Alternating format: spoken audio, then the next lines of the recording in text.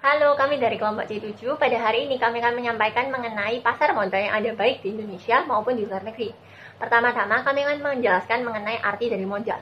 Menurut KBBI, modal adalah uang yang dapat digunakan sebagai pokok atau induk untuk berdagang. Selain itu juga berarti harta benda yang dapat digunakan untuk menghasilkan sesuatu untuk menambah kekayaan.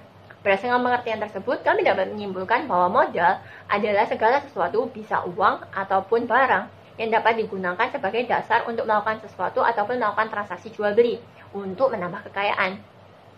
Sementara itu, pengertian dari pasar modal menurut Undang-Undang Pasar Modal Nomor 8 Tahun 1995 mengatakan bahwa pasar modal ada kegiatan yang berkaitan dengan penawaran umum dan perdagangan efek perusahaan publik yang berkaitan dengan efek yang diterbitkannya, serta lembaga dan profesi yang berkaitan dengan efek.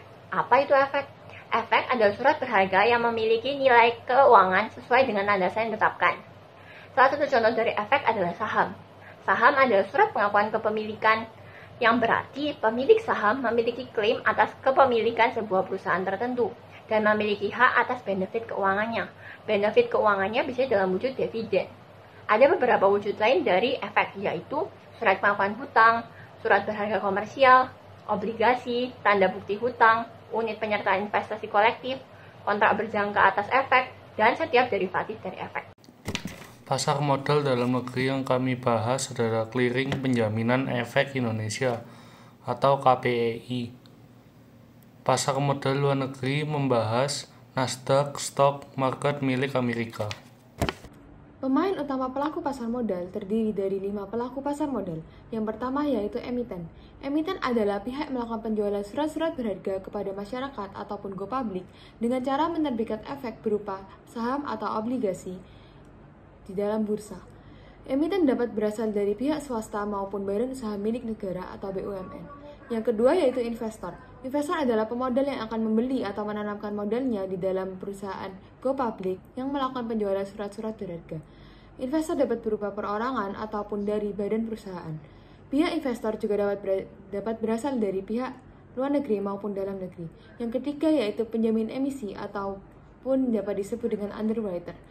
Penjamin emisi atau underwriter merupakan lembaga yang menjamin terjualnya saham atau obligasi yang diterbitkan oleh suatu perusahaan go public sampai batas waktu yang ditentukan. Penjamin emisi sebagai pelaku pasar modal memiliki tanggung jawab agar memperoleh dana yang diinginkan oleh emiten. 4. Yaitu perantara perdagangan atau broker pialang. Perantara perdagangan yang menjadi pelaku pasar modal juga disebut sebagai broker atau pialang. Peran broker atau pialang adalah sebagai perantara antara penjual dan pembeli surat-surat berharga. Pihak dalam jual beli efek ada dua, yaitu pihak penjual atau emiten dan pembeli investor. Sehingga dapat disimpulkan bahwa pialang atau broker adalah pihak yang menjadi perantara antara emiten dan investor dalam melakukan transaksi surat-surat berharga. Yang kelima yaitu manajer investasi. Manajer investasi adalah pihak yang kegiatannya usahanya mengelola efek untuk para nasabah. Seluruh kegiatan pelaku pasar modal yang berkegiatan di pasar modal dikelola oleh pihak ini. Perbedaan antara kedua pasar modal berdasarkan bentuk perusahaannya. Bursa Nasdaq ini awalnya didirikan oleh Securities Exchange Commission tahun 1971 untuk memberikan fasilitas perdagangan saham melalui telepon atau langsung melalui komputer dari berbagai pialang atau broker mancanegara. Bursa Nasdaq ini adalah bursa yang tidak berbentuk sebagai lokasi yang nyata secara fisik, melainkan sebuah jaringan komputer yang menyimpan dan memperagakan harga saham. PT Clearing Penjaminan Efek Indonesia atau PT KPEI didirikan berdasarkan Undang-Undang Pasar Modal Indonesia tahun 1995 untuk menyediakan jasa clearing dan penjaminan penyelesaian transaksi bursa yang teratur dan efisien. KPEI ini didirikan sebagai perseroan terbatas berdasarkan Akta Pendirian Nomor 8 tanggal 5 Agustus 1996 oleh Bursa Jakarta dan PT Bursa Surabaya dengan kepemilikan masing-masing 90% dan 10%. Nasdaq termasuk jenis secondary market. Pasar sekunder adalah tempat di mana investor untuk melakukan jual beli efek. Sedangkan di pasar modal Indonesia, Pasar perdagangan sekunder dilaksanakan oleh Bursa Efek Indonesia atau lebih dikenal sebagai Indonesia Stock Exchange. Nah, apakah Indonesia Stock Exchange itu? Atau Bursa Efek Indonesia? Itu adalah sebuah lembaga yang menyediakan fasilitas yang mempertemukan antara tawaran jual dan beli efek sehingga bisa terjadi transaksi di antara mereka. Nah, ini Bursa Efek Indonesia adalah gabungan dari Bursa Efek Jakarta dan Bursa Efek Surabaya. Ini digabungkan karena untuk ingin meningkatkan efektivitas operasional mereka, sehingga pada tahun 2007 mereka digabungkan dan dijadikan Bursa Efek Indonesia. Pada zaman sekarang, untuk menyediakan informasi yang lengkap tentang pergerakan saham, BEI atau Bursa Efek Indonesia itu memiliki beberapa indeks, contohnya adalah IHSGE atau Indeks Harga Saham Gabungan, yang mencatat atau mengukur pergerakan semua saham yang tercatat di Bursa Efek Indonesia. Nah, apakah hubungan Bursa Efek Indonesia dengan lembaga KPEI atau Clearing Penjamin Efek Indonesia?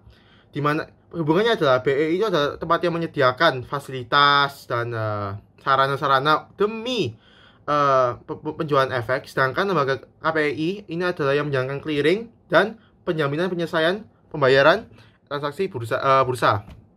Jadi ini KPEI sebagai penjaminnya supaya itu terbayar.